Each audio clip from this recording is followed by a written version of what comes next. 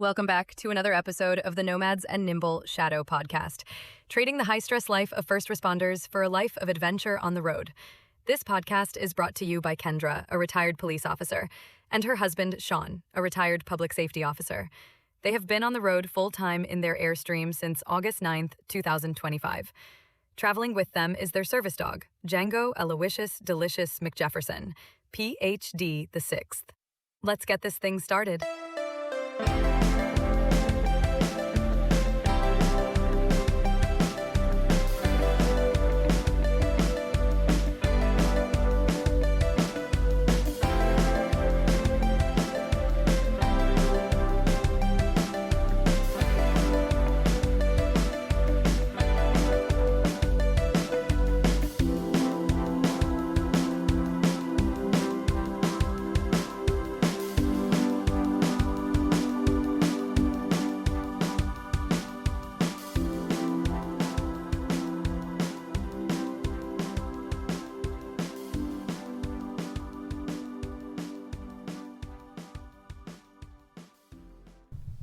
All right, welcome back to the cacophony of me.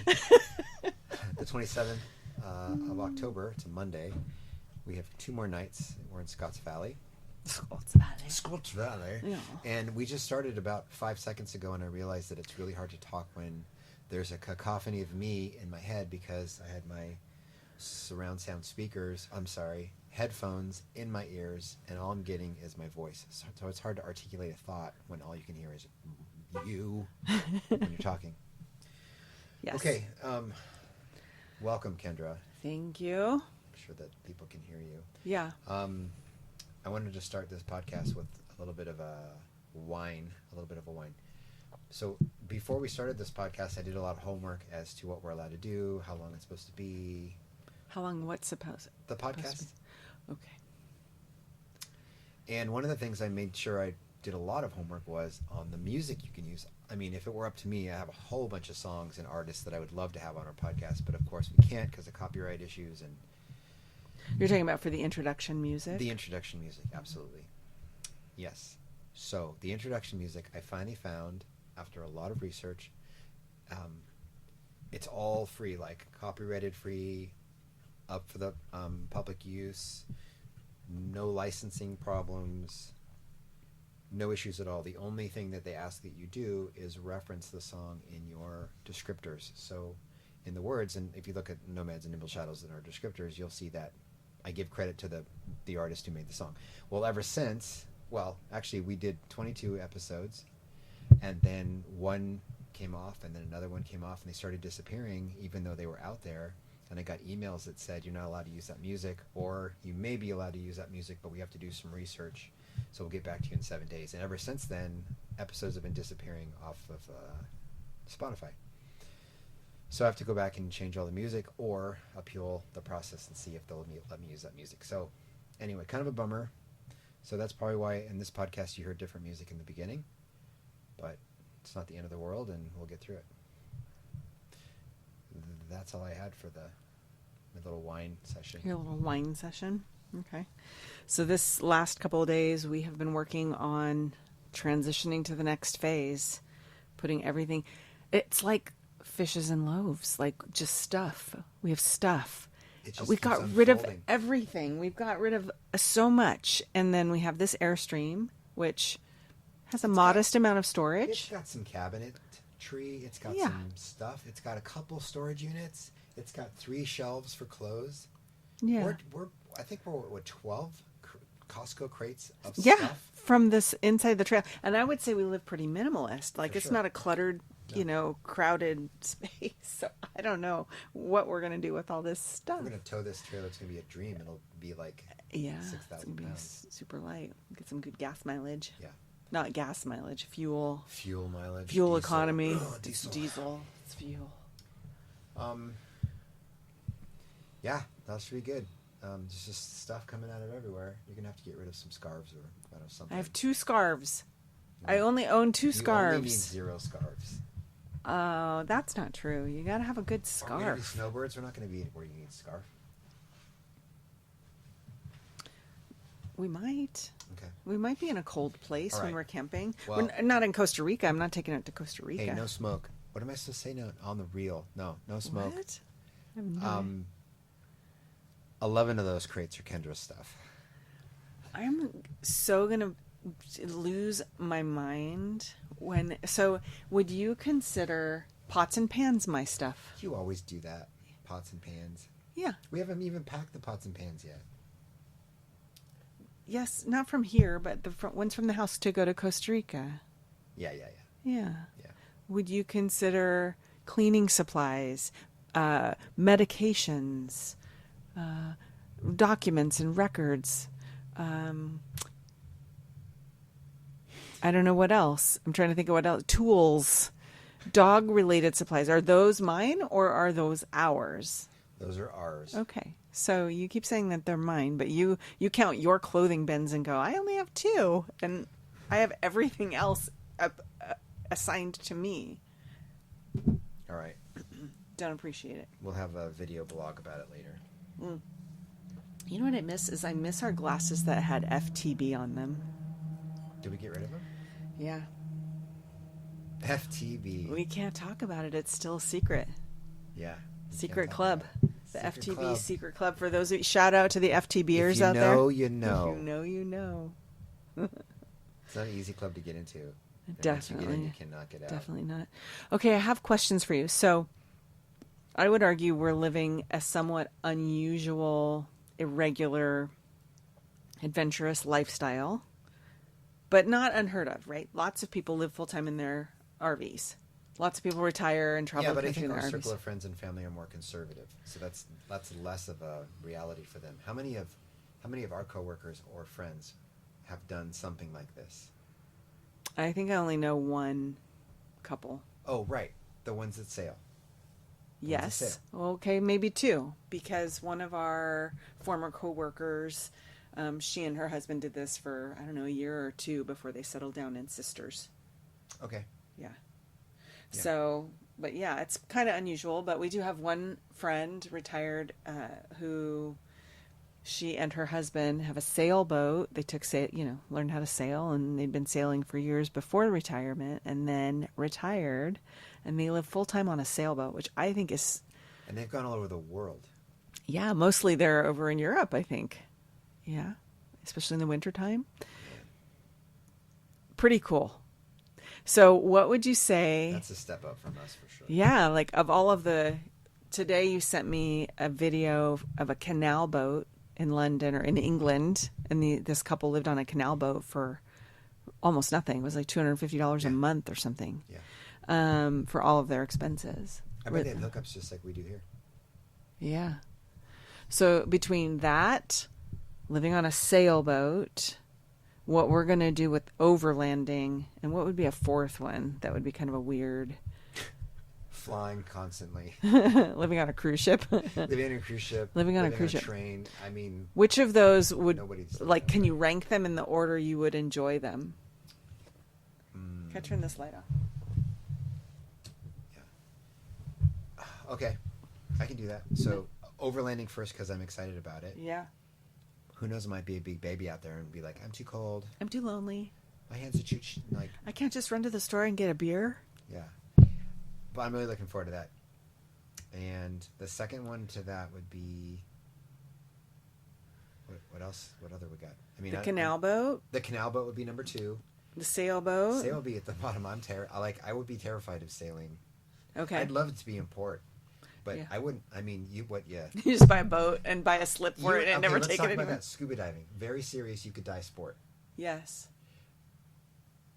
Isn't it true that you could go 3 or 4 years? A person could go 3 or 4 years, hop right back in a boat, and be expected to be as safe as you could while you scuba dive for your partner's health and yours. Right. But there's some things to remember. Yeah. You know, it's not like riding a bike. You want to make Right. sure that you're not winging it. Right. But on a sailboat, like, Yeah. I learned how to sail, and then you go out there and you're in a squall. Yeah, I mean, they're excellent sailors. I think they were like expert sailors before they left. They didn't just like do a 6-month class and then go. But even the best sailor, Even there's so so. many unpredictable things. And I would imagine, I would love to go like hang out with them and hear Maybe we should invite them on the podcast. Oh, they top us for sure. That'd be rad to have. Well, it's not a competition. No, but I mean, like, I'm just excited about, like, I can see from horizon to horizon. That's Imagine their life living in a sailboat in the middle of nowhere, miles and miles from anybody or anything. Wow, crazy. And then coming back to Boston. Crazy, right? Now that would be overwhelming. Crazy. For sure. Yeah. Yeah, I mean, I think they go from like little, from port to port, and they do excursions into the cities and stuff. So I don't think they're completely isolated on the boat all the time. But when traveling, it takes however long it takes to get from point A to point B. I don't know. Is it a week? Is it 3 weeks? I don't know. Which one of them is using the sextant at night looking at the stars? I think they both know equal amounts, although I believe her husband is quite mechanical for repairs and stuff, and I don't know about her. Yeah, I mean, there's no AAA out there, people. No Amazon. You gave me another like adrenaline dump. No, I don't want to sail. No, what are you going to do? I have questions, right? What happens if something goes wrong and you need a part, right? Like when our hydraulic jack for the trailer broke. Right. We ordered it on Amazon. But people jumped in and helped us. That's like, true. Hey, use my car jack, or use my truck. You can use some cement blocks. Correct, yes. You're in the middle of nowhere. Right. So now you're in the middle of the ocean. So I'm wondering about that. Do you radio in and someone orders it for you and brings it out to you? Wait a minute. But like you're on the middle of the ocean, right? No. Karen, no, I'm going to need you to answer these questions. No, I know the answer to that question. You're going to have some spare parts. Helicopter? No. Well, I mean, depends how far away you are. You can always go. If you can get to a helicopter, you can probably limp in on the wind. It's a sailboat. You're not dependent on the Right. But you're going to have some spare parts. That's part of your storage. Yeah. Is but spare I mean, parts. Spare parts for, I guess, all of the critical components. Yeah, like a first aid kit to fix stuff and splint things until you can get in. Yeah. I don't know. Oh There's my different God, it ways seems to do so it. scary.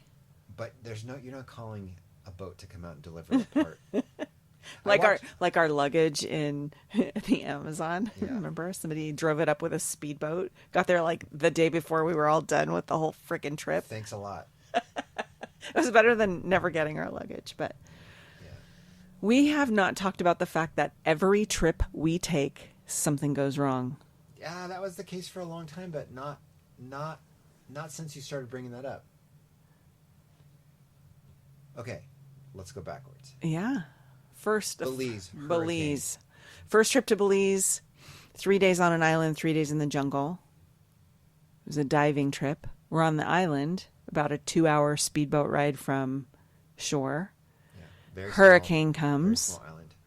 Yeah, we're trapped on the island. Yeah, no boats, no planes. Nothing. So remember, it was on the like end of May, beginning of June or something. It was like it was, and the reason I remember that is because it was the like right at the end of the big travel season, and the resort on the island. I say resort. It was these cabanas on the beach. There were only 4 guests: you and me, a woman from San Francisco, and a woman from another part of the country. So they're solo divers. They don't know each other. And then you and I show up. And this is a dive trip. And this weather pattern's coming in. And basically it hit the mainland Belize. So all of the staff needed to go home and check on their families and their homes. So they all just left us there. So we were left on this island. And I think they realized that as the weather was getting worse and worse and worse, we don't know what we're doing. We were probably on the hammock, and they were like frantically like, okay, I got to go home before it gets too bad. And everyone just sort of disappeared. And we probably left. showed up for dinner and be like, where is everybody? Oh, they left. And by the way, now you can't leave. Yeah. Everyone left. The boat was gone. We were stuck on that island. Yeah. And there was one employee and like the whole island manager or something, remember? Because he had a phone in his little hut. Do you remember that? He was an older man and he had a phone. So like if we needed to communicate with somebody, we could. But I think the phone was already out or whatever to the mainland. And then the bartender. Isaac? Yeah, I think so. Sounds about right. The bartender. Yeah. And you pick up the story from there. It just got worse and worse. The weather. We're stuck there. with only Bellican beer. Like it was like the lightest Coors Coors Light ever. And you guys will find this out. If you go to Belize, they have one kind of beer, Bellican beer. That's it. That's the only beer you can get in Belize. However, the good news is they now make a couple different. They make the dark. They make the stout. Okay. They make 3 or 4 different Bellicans now. But back then it was Coors Light / Bellican. Yeah. That was what it tasted like, and that's all you got. And cold or warm. Do you remember the food? Do you remember the only thing they had for us to eat? No. Which didn't make any sense because they should have been prepared for it. Maybe he did because there was no cook or something. Yeah. It was the conch or conch or whatever. Yeah. The shellfish, like it's basically a big sea slug. It's a huge slug. And neither of us ate seafood. The pretty shells that your grandma has in her bathroom. Yeah. The big pink shell is a conch shell. Yeah. Yes, and neither of us ate. I didn't eat seafood back then at all. Right? It was yeah. So the weather hit and it was dramatic. We went there. It was dramatic. Specifically for the blue hole. For the blue hole to dive it. Mm-hmm. Nope, didn't get to do it. Didn't. And the weather hit, and I think that might be the closest to like. We can't get a hold of the kids. We may not like live through the night because it kept getting worse and worse and worse, and I felt like Gilligan like hanging onto a palm tree. Yeah. So I thought you thought we could go. That was probably the first time. Yeah. I didn't like you read about the stuff in the paper and all of a sudden you're on the island and the hurricane's about to hit and you're like, oh, I might, 4 missing tourists never found. I right. don't know. And no one would ever know. And we never get to say goodbye to the kids and like, it wasn't like it is now. Right. So I think it was kind of a weird, like when you're in the ship, like the bow of a ship and it's about to like hit this huge wave and you're not going to survive it, but you just sort of like hold on, hang on to it and then just watch it happen. Right. That's what it kind of felt like. Mm-hmm. The wind was crazy, but the air was like kind of electrified. Yeah, it was different. Yeah. And we didn't have any lights. So it was like all candle lights or whatever. That's right. It was kind of cool. And then lightning all along the horizon. Yeah. And I thought this might be it. Like this might be it. And then we woke up. We probably didn't sleep that well that night. Right. And then and then it kind of just blew over. Yep, it passed. Staff came back in on the last day. So that was, I think, the first day. Second day, we were all on our own, kind of on the island, just hanging out all day long. Pelican. And then on the third day, the staff came back and we were able to do one dive. It was like one boat dive and that was it. And that was still in my memory, the best dive I've ever had. Yeah, it was a pretty awesome dive. Because it was a drift. It was a drift dive. And that kid was driving the boat. Yeah. Like a 12-year-old kid. Yeah. And I'd never seen that much life ever. Mm-hmm. Even in movies. Like it was nothing like it. And the light was perfect. And we were on a drift dive and it was like unbelievable. Yeah. Still to this day, like better than Off the Wall. Yeah. Which is also amazing. Right. Yeah. Interesting. And I wonder if it was like that, or I'm remembering it like that. Like I wonder if it was just like well, off the wall. When it's your first exposure to something super cool, it's probably going to be more vivid and have a deeper impact on your memory. So it could just be that was the first time you'd really seen those tropical corals and the tropical fish. Yeah. Because how much diving had you done before, prior to that? I mean, Monterey. Yeah. Oh, God. Probably, Monterey's terrifying. Probably. Hawaii or Puerto Vallarta. Did you do Puerto Vallarta when you were young? Yes, but it was all sandy and we did caves and it was always terrible. Yeah. I don't know. I'd heard Belize was amazing. I'd seen pictures, but when I got down there, it was I still can't. Yeah, I'm in awe of just the memory of it. It was so crazy. Mm-hmm. It was awesome. Yeah. So that was our first trip where something went wrong. What went wrong in Thailand? You lost half of our money, and I got the bends. Yeah, both of us. That's right. Yeah, I had it was $500 US. Or maybe it was $300. It was whatever the max daily draw was. But $300 would have lasted a couple living high on the hog 2 weeks. No, it was like a 6 months worth of salary. No, I mean, like, we could have gone to, like... Oh, yeah, the you and Ritz. I. Yes. We could have had... Yeah, it was for, like, $300 diving trips and $300 tips. was And a lot of money. I think your money went 4 to 1 back then. Yeah. And so we had $300 apiece and doing just fine. And she wore it around her neck on, like, this necklace thing. Yeah, it was like a crossbody little bag, but I think the strap wasn't thick and sturdy enough, so probably somebody just cut it right off me. I mean, sure, but... Or you think it broke? Yeah, I mean, it was a handmade string. I mean, who knows? Yeah, probably. Anyway, we realized we didn't need it and we did just fine. But to be like, we lost half of our money just like that. Yeah. And then that same trip. You got the bends. I think we talked about this before, though. You getting the bends we Yeah. did. Okay. Yeah. Yeah, and then I got the bends. So that's what happened on that trip. And then the Amazon.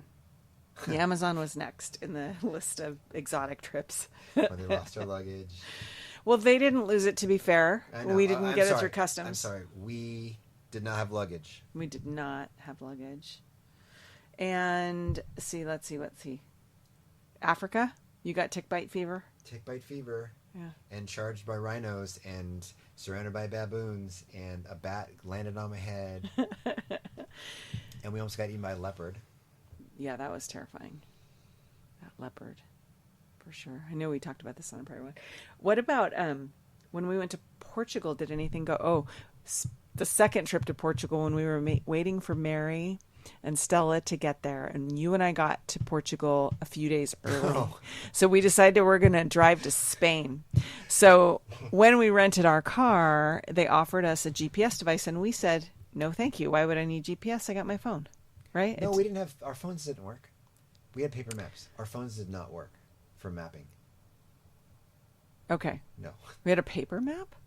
We had a paper map. That's why Okay. Sevilla was so hard. And we had the GPS device that we ended up getting. We were going to go from one country to the next. It seemed pretty straightforward. But to be on the safe, it was like $4. So listen, we did have because I remember we had an Airbnb lined up and he was going to meet us there. Yes. And I couldn't text him because at that time when we traveled, we never paid for the international service. We would only use our phones on Wi-Fi and we would just like wing it. Well, I guess we're out of contact until we hit Wi-Fi. So we hit the road. We have the directions in the either paper map or on my phone. With no coverage. But we don't have coverage, so it's not updating. So when we missed an exit or we got lost, we were screwed. So we end up, what we also didn't realize is there's a time difference between Portugal and Spain. So I tell the guy we're going to be there, let's say 3 p.m. He's going to meet us there to give us the key in the walkthrough. And we are way late because not only are they an hour ahead, or was it behind? It was an hour difference. So I think I'm an hour late and I'm actually 2 hours late because we get lost. We have no way to contact anybody. We end up taking an exit. Wait. Oh, talk about the exits. Yeah. So the GPS, they did give us a GPS. So we leave Portugal to head to Spain. All right, that's right. And we're doing great. And it's like, turn coming ahead. That's right. Welcome. And it's like, welcome to Spain. And then no coverage on that GPS device was only good in Portugal. Yes, that's right. That's right. And unlike America or roads we've been on before, your exit's coming up. And if you happen to miss that exit, you just take the next another one. Yeah. Or you just take the next one. Or there's another way, like a pull out, and you could do a U-turn. Oh, no, not on this freeway. If you miss your exit, that's it for miles. half an hour. Yeah. It was half an hour before we could find another exit to turn around to come back. Yeah. And it was like we were waiting for 15 and we took 13 by accident. Yeah. You just watched 15 just go away. Yeah. Yep. So we were very late. We even got late. directions from like a gas station person in terrible Spanish. Yeah. And he said, past the church and past the soccer. Mm-hmm. And I understood enough of it because there was construction ahead. The road, the way our mapping wanted us to go, I just asked him to be sure, and he said, "Don't go that way because of the construction." And he sent us through a little village, so we had to go left at the park and right at the church. And so there's a lot of stress in our car. Yeah.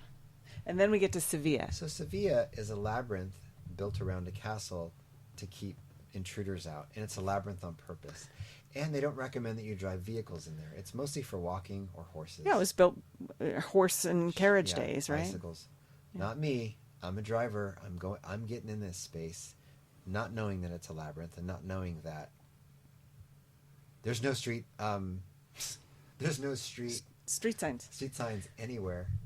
There were some on some buildings, but really high, you couldn't see them. And to make things more confusing, on the Airbnb instructions, it said, if arriving by taxi, right? So those were the directions that I wanted to follow, because that seemed, I'm not in a taxi, but I'm in another car. Well, what I didn't know is that if you're arriving by taxi, they have like a drop-off place and you walk in.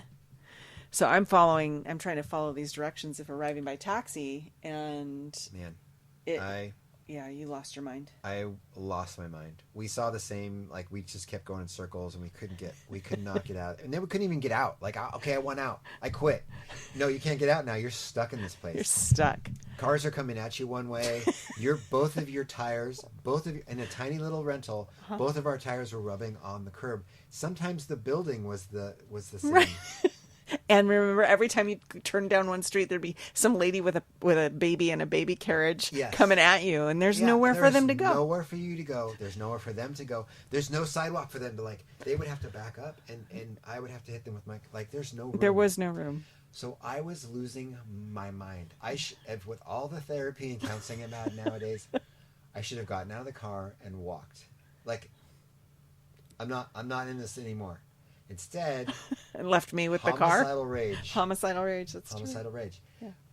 We were both mad at each other, and to make matters worse, after I was blowing my top at one of the stops, I hear this little ding-a-ling-a-ling-a-ling, ding-a-ling.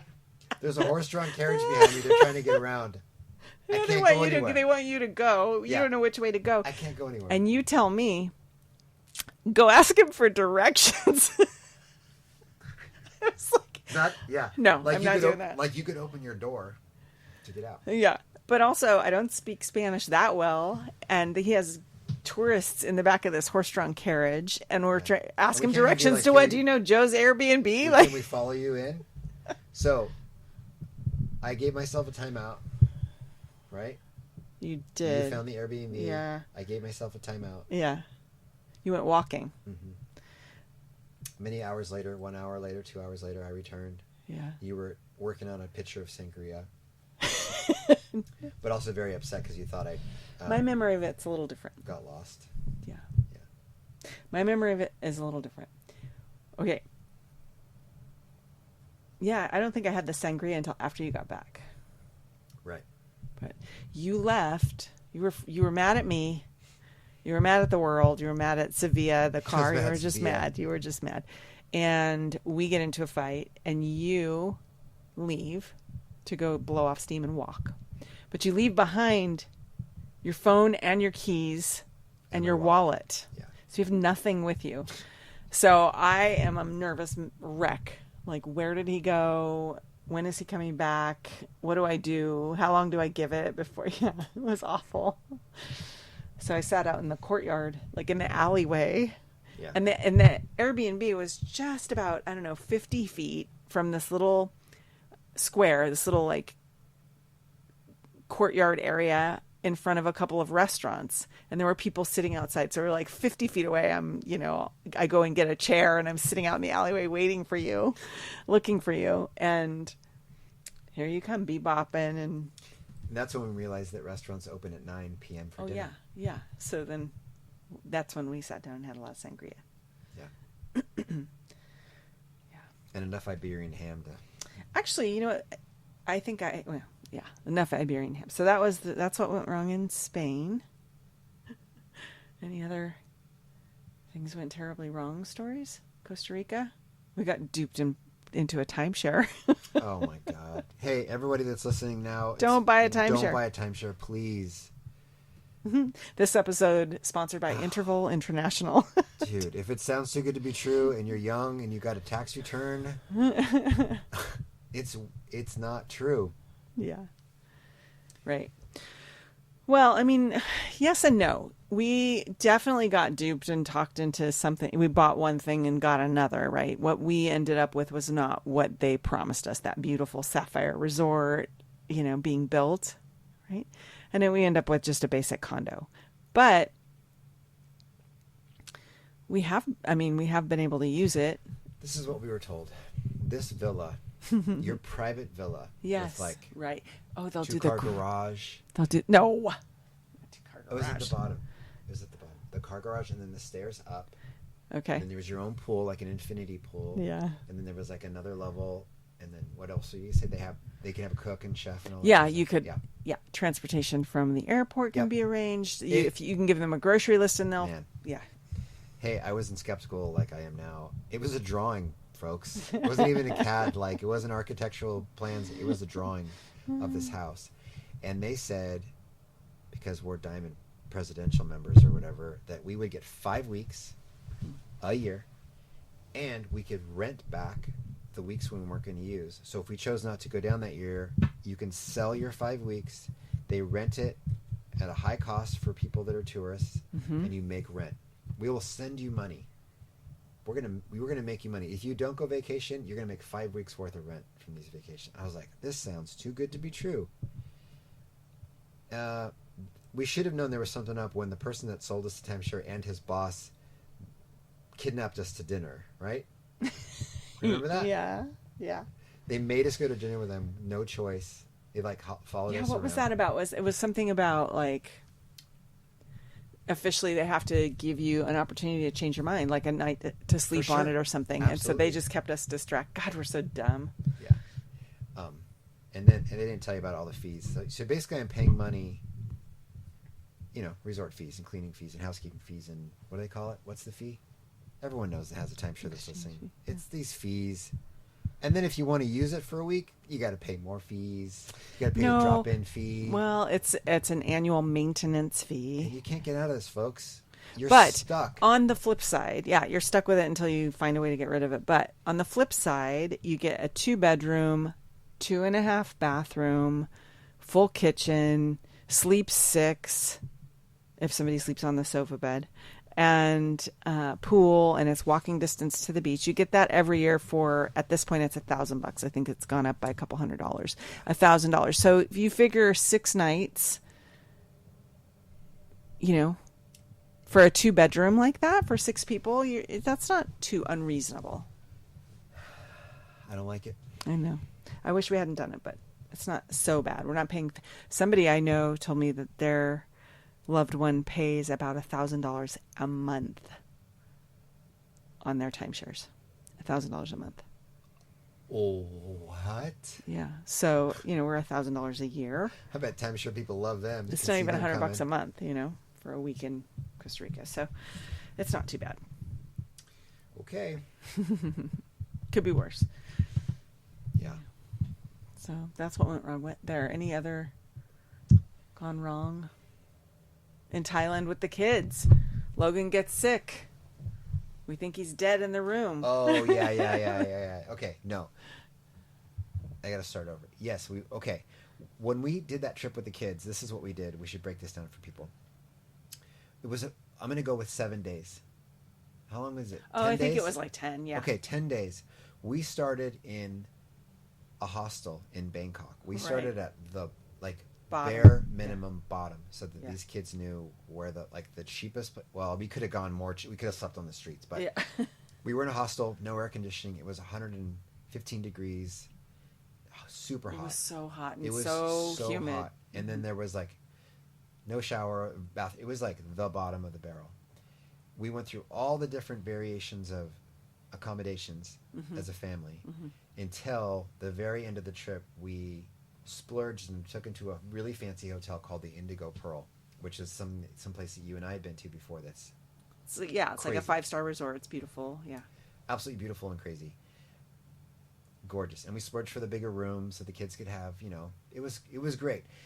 The whole trip wasn't like that at all. I think it was probably 2 nights there, if that makes any sense. It was 2 nights there, and then we went out to the other island with the balcony. That was the big. That was the one. third night. Yeah, that was the big. Okay, so Indigo Pearl. Logan wasn't feeling well, and I don't know if he had a fever or he just was tired. He just wasn't feeling well. It wasn't like food poisoning or anything. He caught something. So little D and Emma and Kendra and I, make sure he has everything he needs. He's going to watch TV. We're going to walk right down the hallway to dinner. And he knows where we are. And then we're going to have dinner and go back. So we have a nice dinner, and we go back. And I don't have the room key because Logan's in the room. We just left Logan in the room. So I knock on the door, and can you hear the TV? Yeah, the TV was on. Okay. You knock on the door, no answer. Okay, I probably fell asleep. So then knock on the door super loud. Pounding on the door now. Yeah. Starting to get worried now. Right. Like, why isn't my son answering the door? Right. What is happening? Right. We're yelling his name. We're yelling. Yeah. You go get the phone to like call into the room, and I think we go around and look through the windows, and he's not in there. Right.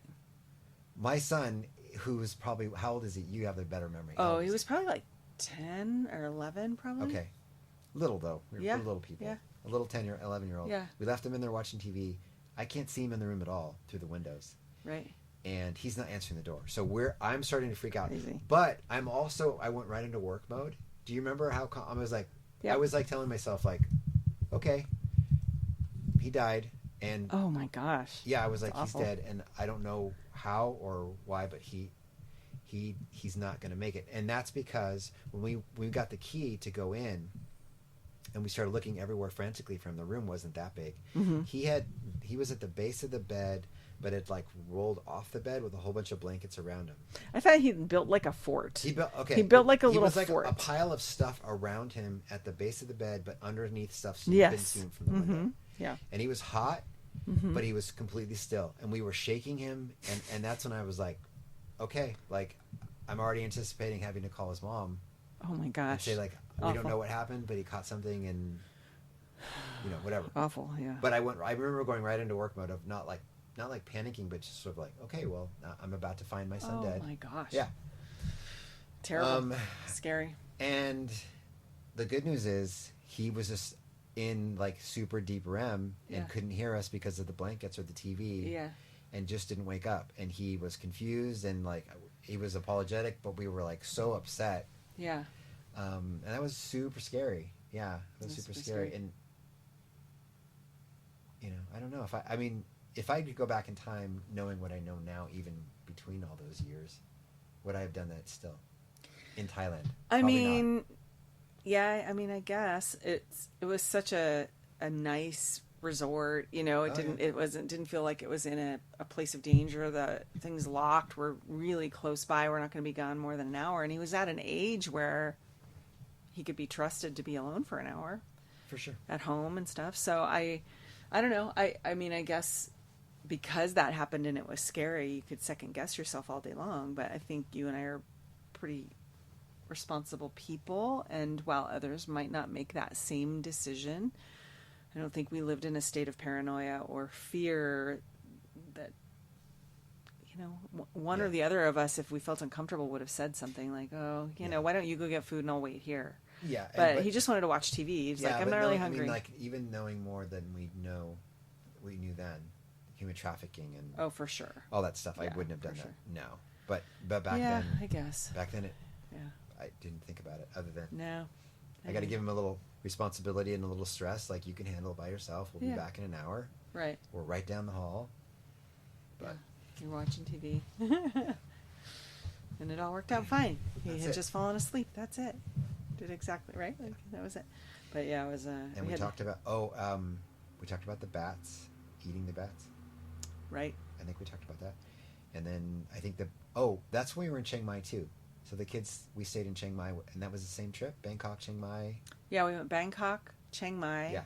And then Phuket. Yeah. And then Koh Phi Phi. Yeah. The one thing I was going to mention too was the kids were in an age of just big eyes, and this is amazing. We were telling them about the Thai massages when we came back from our first trip. Mm-hmm. We told the kids who were young, like, the Thai massages are great. $6 for an hour massage, and then if you want another one, you just pay another $6. And they're rough though. Thai massage, you kind of have to, but the experience is great. Anybody who likes massages, $6, like for an hour. I mean, you start your day with a Thai massage, little lunch nap, go get another massage. It's $6. I'm sure it's much more now, but it was super cheap. So one of the first things we wanted to do with the kids when we got to Chiang Mai was find a nice looking place and give them a Thai massage. Let's splurge on the kids for. And they're so little. That's so little. silly. So they gave Logan and I linen like pajamas to wear, and then we got to be next to each other, and it was a really cool setting with like incense and the like drapes were up, and we both got our massages at the same time. But he just had this big smile on his face all the time, and then when we were done, he was like, that was like the best thing.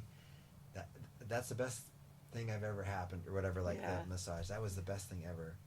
So I like that memory of him. And then you were with the girls on your side. I was with the girls, and they all loved it. I'm not a big fan of Thai massage; it's a little too rough for me, but I love the price, and they do a lot of foot massages and things. So if you don't like your whole back. Because they climb on top of you. It is rough. It's like jujitsu. It's like forced jujitsu. Like, lay there naked, and I'm going to bend you into jujitsu. And then when they're like, is it too hard? Or does that hurt? And you say yes, and then they just laugh. They giggle and go harder. Oh, is it too hard? Ha, ha, ha. And you're like, I think you broke my back. But you kept going back. Yes, you did. The other thing that was very cool about that was the volunteering at the elephant rescue. Yes. And that kind of gave me... Had we done the Earthwatch trip before we went to Thailand? Or was it after? I don't know. So that kind of was an experience that made me want to like volunteer and help on these research projects or animal rescue projects. So there's a rescue called Elephant Nature Park. You can look it up online. And there is a little documentary about Elephant Nature Park and the woman who founded it. Her name is Lek Chilert. And the documentary, if you can find it, is called For Love and Bananas. And so she's made it her life's work to rescue elephants from the tourism industry. A lot of us go over there and we don't know, and we might do an elephant ride or see one performing in some sort of circus act or something. But those elephants are in terrible condition. They are mistreated. They are just horribly abused. Yeah. No, they use them for logging. Oh, so terrible. They use them. They step on landmines. Yeah. It's terrible life. And she rescues them. And she'll bring their handlers because it's a family business. Being an elephant handler, it's called a mahout. And mahouts, it's passed down from father to son and son to son. And that's how they make their living. And so if you take away their elephant, they have no way to feed their family. So Lek's program, let's say we pay to go be volunteers and help out, but we're just there to see the elephants, right?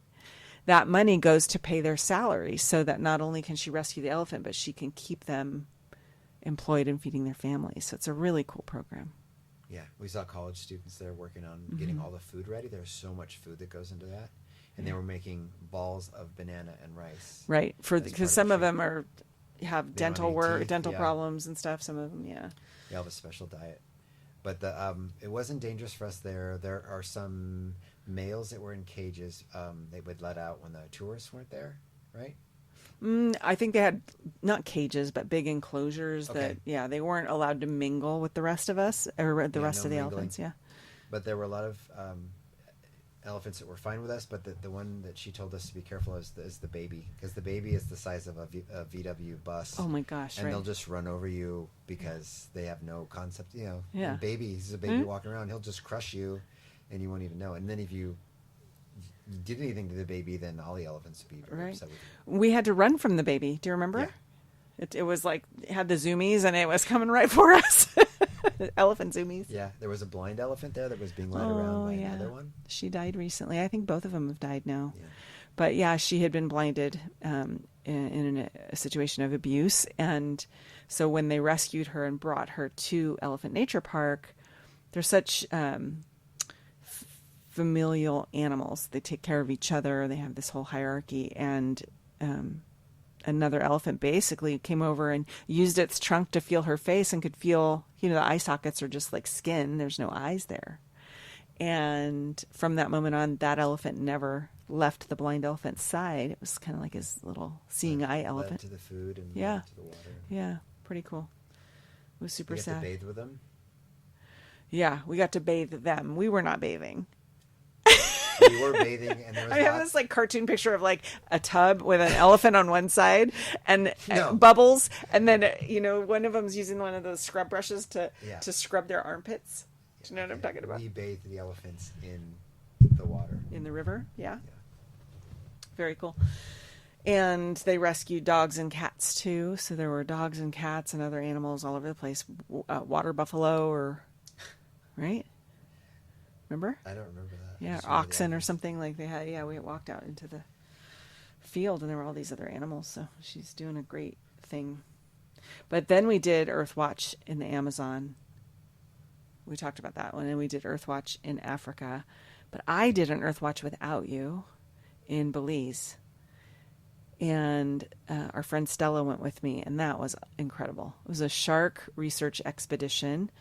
And the cool thing about Earthwatch is it's tax deductible, right? You're contributing to this research project, so it can count as a deduction on your taxes for 2 years. At that time, I could use that deduction for 2 full years. And so it was great. The flights were deductible and the cost of being a volunteer. But we would go out on these boats and we would fish for sharks.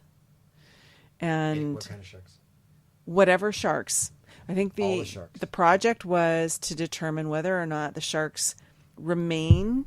Is there this area, this reef is a nursery for baby sharks. Do those sharks stay in the area or do they leave? So we were tagging them if they were a certain size and documenting what gender and inserting a GPS tracking device. Yeah. Which was really interesting. You guys drop cameras at the base. So that would be like on Monday we would fish for sharks, and then the next day we would do something different, or morning would be one thing and afternoon would be something different. But we would put bait, we'd chop up a lot of bait and put it in a cage with a GoPro attached, and we would leave it for 90 minutes. And while it was down doing its thing for 90 minutes, we'd go snorkeling on the reef and just messing around looking at all the beautiful fish and coral. The staghead coral was so cool there. And then we go pull up the cameras and we would watch them and just document the species we were seeing in front of the cameras. That's great. Trying to see the health. What were your accommodations like? Very, very basic. It was just, it was on a research island. So it was, just a little platform, dining hall type of thing built on stilts. And then we had little cabins and Stella and I were in bunk beds, but you had to go outside and walk to another hut or whatever that had the toilet and the shower. So it was very basic, but Was it all off grid? Yeah, all off grid, and giant hermit crabs. Mm-hmm. Right, they would throw their compost out, and these hermit crabs, the size of softballs, coconut sized, they'd come out. How about coconut crabs? Other kind of crabs? I don't remember. I just remember. Well, I don't know about the big blue ones. Are you talking about those big blue ones that burrow on land that we saw the first time we were in Belize? There might have been those. Okay. Underneath, yeah, they burrow yes, I remember those. They burrow underneath the buildings and stuff. But the hermit crabs just are laying around until it's time to go eat. Yeah. So it's a 7-day thing. They feed you. Yeah. The food's not like just like basic food? Belizean. Yeah, it was like beans and rice and a protein. From garlic bread. 8 in the morning until 4 in the afternoon, 3 in the afternoon. I mean, we use the word work well, in quotations because it was so. Yeah, you'd be doing something. You're on the boat. You're fixing fishing hooks. You're chopping bait. Okay. Then you're out on the boat. For the experience, you're not doing it because it's vacation. Correct. You're doing it to help. Yeah, there's no cocktails. There's no bar. There's no on that one. Now on the Amazon one, there were cocktails. There was like happy hour. That was his favorite part. The researcher he enjoyed serving cocktails at 3 p.m. every day, right? On the roof. Yeah. So, yes, it's just very basic, like you're a student or something, And you pay a lot of money for that. Yeah, it's a good amount of money. 5 digits. Yeah. No, 4 digits. 4 digits? Yeah, like I think the most expensive Earthwatch trip is $4,000. It's like $2,500 or something. Yeah. Okay. You have to buy your plane flight tickets too. But other than that, and then what I would do for each Earthwatch is I'd add 2 or 3 days on the tail end. So once I'm done with that, then I get a few days of vacation and fly back because I just have to pay for my 3 days of accommodations. I'm looking at another one in Mongolia. I know, and what's great about that is if there's a trip, like we've been married a long time, and if you want to go on a trip like that I don't want to go on, I'm happy with being like, no, thank you on that one. Yeah. Like you wouldn't go back to the if Africa. You said Amazon or Africa again, I'd be like, no, have fun. Mongolia, I have not been interested until this guy we're watching on Instagram. Yeah. He's fascinating. Yeah. But what is he eating all the time? What is that stuff? I got questions. It's probably... You're making some really good looking food, but can you please identify what that is? Yeah. I think it's just very basic, like meat. Meat And potatoes or whatever. We are all meat from head to toe. Right. So I want to know what kind of meat. What is he eating? Yak? What do they have out there? Yak? Do they have yak? They have yak. Yeah. Goat? I don't know. I don't either. And I love the clothing. I just don't know. I'd have to do some research on Mongolia because I watched when we watched The Long Way Around. Mm-hmm. They were in Mongolia. It looked pretty harsh. Desolate, for sure. Harsh. But I would love to. I would love to go when they have that the movie The Eagle Huntress, when they have that competition to hunt their eagles hunt for them. Yeah. From horseback. Yeah. That's incredible. I would love to see that. So. Yeah, I want to know what your accommodations would be like. Are you going to be in a yurt? Are you? Ooh, that's a good question. In a building? Oh my gosh, I should look and see. I'll check the website and let you know. What's really interesting is the timing. So 2 of the women we were in Africa with, one lives in New Hampshire and the other one lives half-time in Spain, half-time in Belgium. And we haven't really stayed in touch, but we're friends on social media. And one of them was hit by a car recently in the last couple of years. So we haven't heard much from her. And the other one, we just is busy. Haven't heard much from her either. In the same week while we were traveling, in the same 2-day period, each of them reached out to us for different things. That's cool. Very cool. That is cool. Yeah, very cool. And one of them, one in New Hampshire, wants to go to that Mongolia trip. So she mentioned it, and I was also saying I wanted to go. So there's all these things lining up telling me I got to do it because it's in the cards. Okay. Because of all these weird coincidences. Good. Yeah. All right, we're at 51 long minutes here. Oh, okay. All right, until next time. So next time you hear from us, we should be in Costa Rica, I would imagine.